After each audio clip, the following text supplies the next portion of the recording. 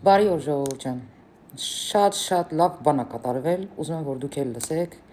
Ես երկար եմ սպասել այսօրվան ու փառքը շատ այդ օրն էլ տեսա ես իմ կյանքում։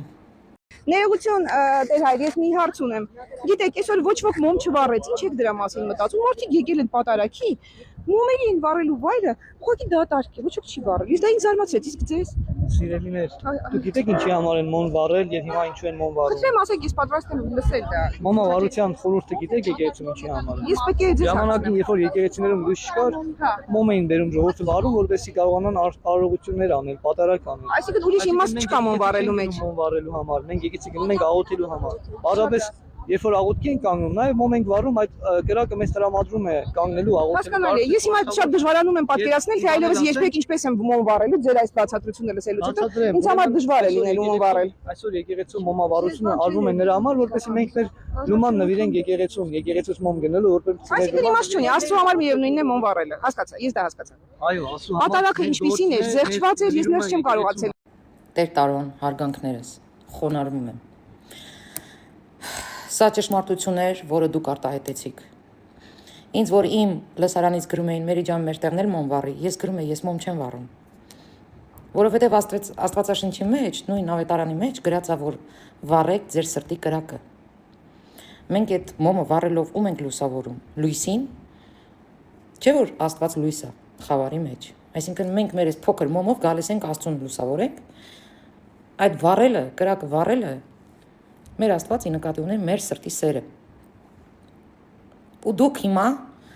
առաջին անգամ ես լսեցի հայ առաքելական եկեղեցու ներկայացուցիչ լեզվից այդ խոսքերը, որ մոմ վառելը դա Աստծո համար չի։ Մոմը այո ժամանակին վառել են, որտեղ մութ ա եղել, մթություն ա եղել, էլեկտրական ոչ մի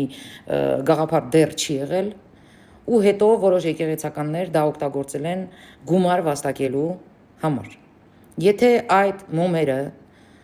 իրոք Աստծո համար են, ապա ինչու են եկեղեցում մոմը դեռ մինչև վերջը վառված, սենց մաքրում, սրբում, թափում։ Ռուսաստանի Դաշնությունում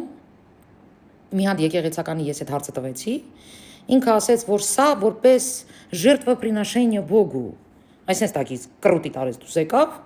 բայց դա իր կրուտիտը իմ մոտ չեր անցնի, ինչևէ, ինչի համար եմ մտել։ Ես առաջին անգամ լսեցի ճշմարտությունը հայ առաքելական եկեղեցու ներկայացուցիչ լեզվից, որի համար իրոք ի սրտե ձեզ ասում եմ շնորհակալություն։ Իսկ այն լրագրողները, որ սենց սրտաճմլիկ խառնվել էին իրար, բա սենց ոնց կեղի, բա տենց կեղի, բա տենց ոնց կեղի, հենց այդտենց Ազիզ ջան, հենց այդտենց կեղի։ Ես մեծ ուրախություն եմ ապրում, որ իմ եկեղեցին իրոք մաքրվում է, որ իմ եկեղեցին սկսում է քիչ-քիչ ճշմարտությունը, Աստծո մասին ճշմարտությունը բարձրաձայնելը, ճիշտ խոսքը առաջ տանելը։ Շնորհակալ եմ ձեզ։